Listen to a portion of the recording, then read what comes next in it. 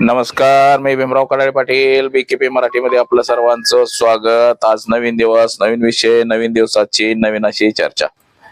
आज चर्चा घेऊन आलोय म्हणजे देशामध्ये फक्त आणि फक्त हिंदू मुस्लिम का केलं जातंय.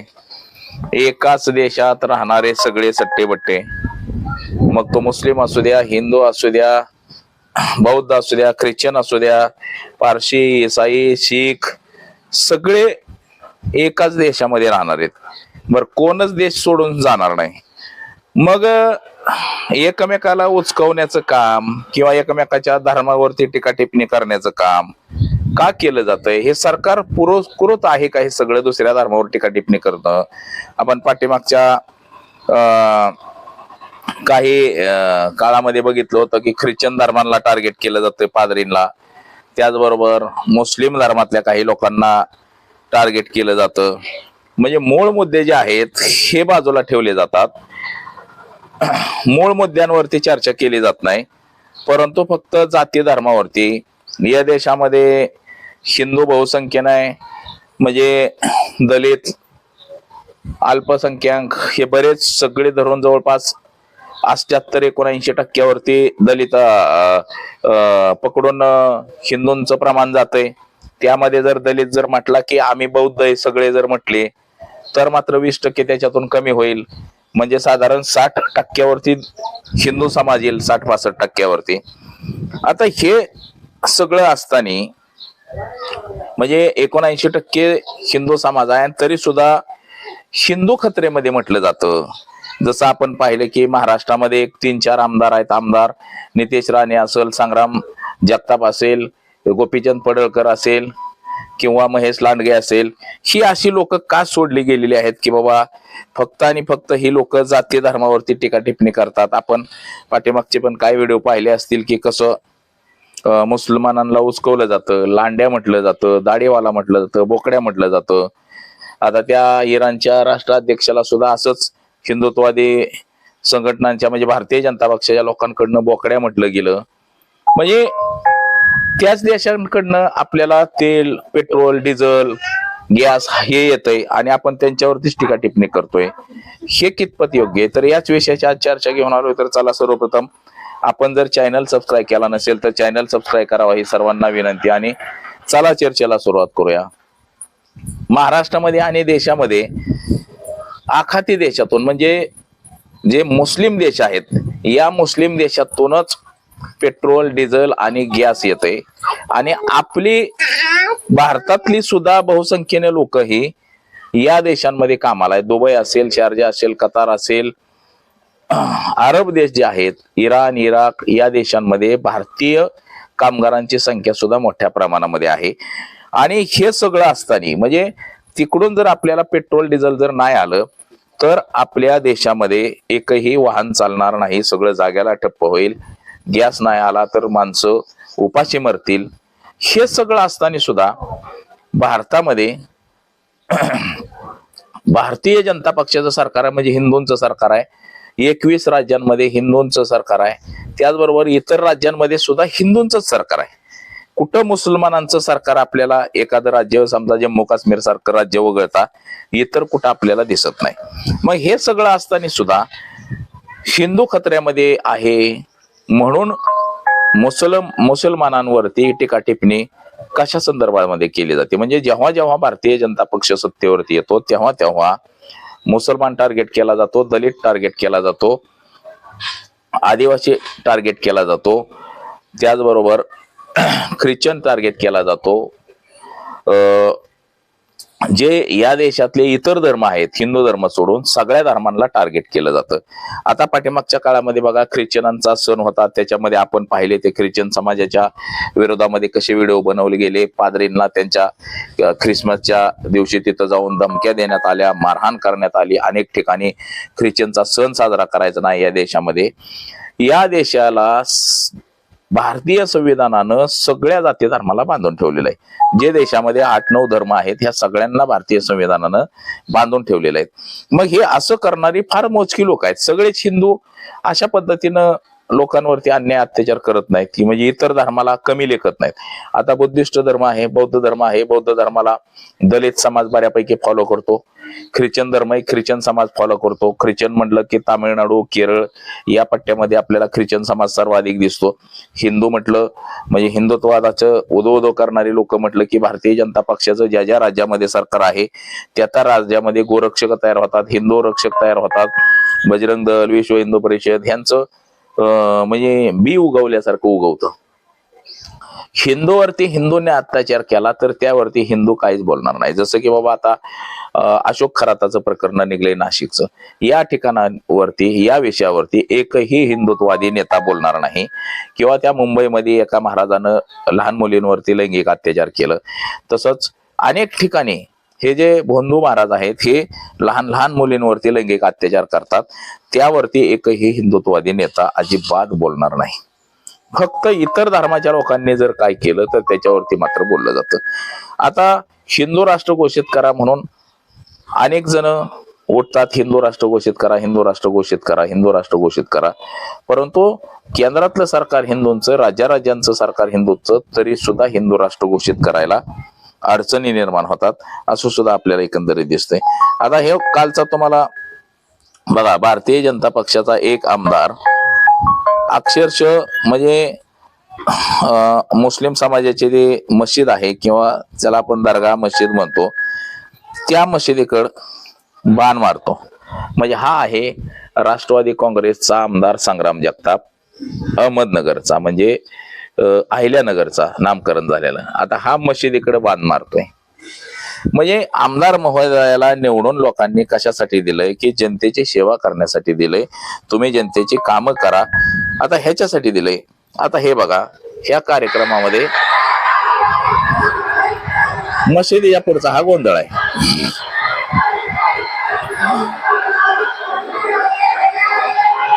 म्हणजे मशीद दिसली की तिथं जोर जोरानं वरडायचं, जोर जोरानं कालवा करायचा, लोकांना म्हणजे उचकवायचं काम, जसं की दंगा होईल अशा पद्धतीनं बोलायचं. ह्या अशा गोष्टींवरती बोलणार नाहीत.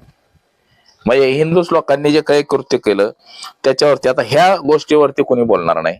की आता हे झोपडीमध्ये माणूस झोपलाय आपला बिचारा गरीबडा, लोकांना एक वेळचं खायला भेटत नाही, अन्न लोकांना राहायला नाही, तर अशा गोष्टींवरती बोललं जात नाही. आता ही गोष्ट, ही पेट्रोल पंपावरच्या रांगा, ह्या गोष्टींवरती आता बोललं जाणार नाही काहीच.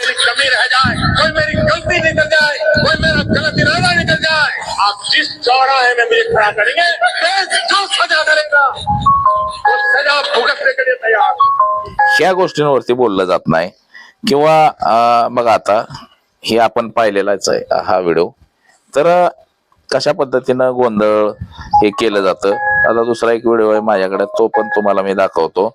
की चर्चा फक्त इतर गोष्टींवरती केली जाते, नको त्या गोष्टींवरती चर्चा केली जाते, परंतु जे मूळ मुद्दे आहेत त्या मूळ मुद्द्यांवरती चर्चा केली जात नाही.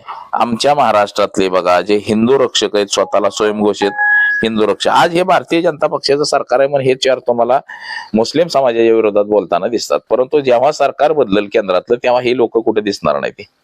ही परत सेक्युलर होतील, हेच भारतीय जनता पक्षावरती टीका टिप्पणी करतात. आता ह्या लोकांचा इतिहास म्हणजे जे राणे कुटुंब आहे, कधी काळी शिवसेनेत होतं, 10 वर्ष काँग्रेसमध्ये मंत्री म्हणून राहिलं, त्यावेळेस भाजपवरती टीका टिप्पणी करायचं, आणि आता हिंदुत्ववादाचा पगडा यांनी घेतलेला आहे. त्याचबरोबर महेश लांडगे कधी काळी राष्ट्रवादी काँग्रेस मधून नगरसेवक झाले, अजित पवारांच्या विचारधारेला पकडून, आता भाजपमध्ये गेले, आता हिंदुत्ववादी झाले. गोपीचंद पडळकर राष्ट्रीय समाज पक्षाचा प्रवक्ता म्हणून काम केलेला माणूस, महादेव जानकरांचा, त्यानंतर वंचित मध्ये गेले, वंचित मधनं परत किंचित झाले, भाजपमध्ये गेले, आणि आता हिंदुत्ववादाचा अजेंडा चालवायला लागलेले.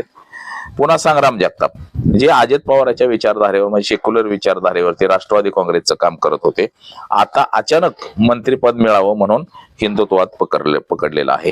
म्हणजे ज्या ज्या लोकांनी हिंदुत्ववादावरती परखड अशी भाष्य केल्यात, मुसलमान समाजावरती परखड अशी भाष्य केले, त्या माणसांना मंत्रिपद दिलं जातं. आणि हे मंत्रिपद मिळावं म्हणूनच यांची धडपड आहे की मुस्लिमांच्या विरोधात जेवढं बोलता येईल आक्रमक, तेवढं बोलण्याचं काम केलं जातं. ह्या विरोधात बोलण्याचं धाडस नाही, फक्त मुसलमानांच्या विरोधात सडेतोड असं बोलायचं, जेवढं काय वाईट वाईट वाईट वाईट बोलता येईल तेवढं वाईट बोलण्याचा प्रयत्न करायचा. या देशामधल्या एकाही प्रश्नावरती चर्चा करायची नाही, म्हणजे की बाबा सुशिक्षित बेरोजगारांची संख्या अधिक वाढलेली आहे, लोकांना कामधंदा नाही, त्या विषयावरती चर्चा करायची नाही. महागाई वाढली त्याच्यावरती चर्चा नाही, शेतकरी रोज आत्महत्या करतोय त्याच्यावरती चर्चा नाही, शिक्षण महागलंय मोठ्या प्रमाणामध्ये त्याच्यावरती चर्चा नाही, दवाखाना महागलाय मोठ्या प्रमाणामध्ये त्याच्यावरती चर्चा नाही, सरकारी सोयी सुविधा सगळ्या कोलमडून पडलेल्या आहेत त्याच्यावरती अजिबात चर्चा नाही. फक्त आणि फक्त एकाच विषयावरती चर्चा, की ती चर्चा म्हणजे फक्त हिंदू आणि मुसलमानावरती. एखादा जर सामाजिक कार्यकर्ता जर परखड आपली मतं मांडत असेल तर त्याचं चॅनल बंद करायचं. जसं की कांगडे सरांचं आता इंस्टाग्राम अकाउंट बंद केलेलं आहे. त्यांनी काय केलं की नाशिकचा जो बंधू बाबा आहे अशोक खरात, त्याच्याकडे जे जे कोणी राजकारणी जात होते त्या सगळ्यांवरती त्यांनी व्हिडिओ बनवला आणि त्यामुळे त्यांचं अकाउंट हे डिलीट मारण्यात आलं. म्हणजे विरोधात जे सत्य कोणी सांगायला गेलं की सत्य सांगणाराचं अकाउंट बंद करून टाकायचं. म्हणजे अशा पद्धतीचं हे सगळं कामकाज सत्ताधारी भाजप आणि भाजप पुरस्कृत लोकांचं सुरू आहे. आता ही जी आंदोलनं मोर्चे जे होतात मुस्लिम समाजाविरोधात, ख्रिश्चन समाजाविरोधात, आता ह्याचे काही चांगले पडसाद देशभर उमटतात का, किंवा इतर देशामध्ये ह्याचे चांगले आंतरराष्ट्रीय लेवलला पडसाद उमटतात का, तर अजिबातच नाही. ह्या सगळ्या गोष्टींमुळं देशाची मान ही शर्मेने खाली जाते. आज अमेरिकेच्या धार्मिक संस्थेचा एका रिपोर्ट आहे की भारतामध्ये आरएसएस संघटना आणि या संघटनेच्या पुरोहित संघटना ज्या आहेत, पुरस्कृत संघटना आहेत, या संघटनांकडून इतर धर्माच्या लोकांवरती फार मोठ्या प्रमाणामध्ये अन्याय अत्याचार होतात. आणि ह्या अशा सगळ्या गोष्टींमुळे हिंदू धर्म हा बदनाम होत चाललेला आहे, या काही लोकांमुळे, की इतर समाजाच्या लोकांवरती अन्याय अत्याचार करायचा, इतर समाजाचा इतर धर्म हा बदनाम करण्याचं काम करायचं. याच्यामुळं हिंदू धर्म स्वतः हिंदू धर्मातलीच काही लोक हिंदू धर्माला बदनाम करत चाललेले आहेत. आपण मध्ये पाहिलं, उत्तर प्रदेश असेल, मध्य प्रदेश असेल, झारखंड असेल, जे जे भाजपच्या ताब्यातली राज्य आहेत या राज्यांमध्ये प्रामुख्यानं हिंदू मुस्लिम हा फार मोठ्या प्रमाणामध्ये केलं जातं. आता त्या आसामचा मुख्यमंत्री विश्व शर्मा हा भारतातला सगळ्यात करप्ट मुख्यमंत्री आहे आणि त्याला भारतीय जनता पक्षानं मुख्यमंत्री केलं. त्यानं तर असं सांगितलं की हिंदू धर्माची जमीन मुसलमान धर्माला घेता येणार नाही, मुस्लिमाची जमीन घेता येणार परंतु मुसलमानांना जमिनी खरेदी करता येणार नाही. म्हणजे वेगवेगळे कायदे, वेगवेगळे फंडे, फक्त आणि फक्त हे राजकारणासाठी, आपलं राजकारण टिकवण्यासाठी ह्या सगळ्या गोष्टी आता भारतामध्ये, देशामध्ये सुरू आहेत. आणि या अशाच काही गोष्टींमुळं देशाची बदनामी ही आंतरराष्ट्रीय लेवल पर्यंत जायला लागलेली आहे.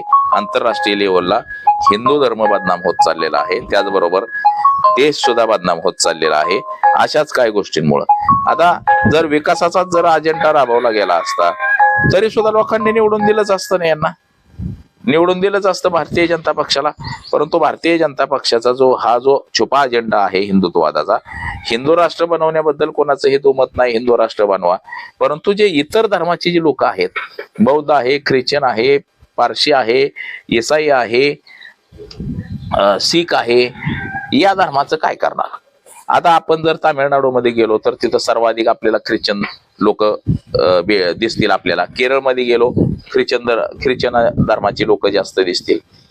म्हणजे बघा, बौद्ध धर्माची सुद्धा लोक, म्हणजे दलित समाजाची सुद्धा लोक ही बहुसंख्येने भरपूर मोठी अशी संख्या दलित समाजाची सुद्धा आहे. मग ज्यावेळेस हिंदू राष्ट्र बनवण्याचा सरकारचा मानस येईल त्यावेळेस या धर्माची लोक नक्कीच विरोध करतील. जसं आपण उत्तर प्रदेशमध्ये गेलो, 20-25% दलित समाज आहे, तो सगळाच्या सगळा आम्ही बुद्धिस्ट असं म्हणतो. कागदावर जरी बौद्ध समाजाची संख्या देश पातळीवरती 0.77 जरी असली, म्हणजे देशभरात 3 ते 4 कोटी लोकसंख्या ही बौद्ध धर्माची आहे. आणि जर दलित समाजाची जर सगळी लोकसंख्या काढली तर 25, 30, 35, 40 कोटीवरती 30-35 कोटीवरती ही संख्या जाईल. मग हिंदू राष्ट्र कसं घोषित केलं जाणार. म्हणजे बघा, हिंदूंना बदनाम, हिंदूचेच काही जे स्वतःला हिंदू रक्षक समजणारे लोक जे आहेत हेच बदनाम करतायत की काय, असं एकंदरीत आपल्याला चित्र सध्या तरी दिसत. तर आज एवढंच. माझा सहकारी कॅमेरामन अनिकेत समे, मेवराव कडाळे पाटील, BKP मराठी, इंदापूर, पुणे.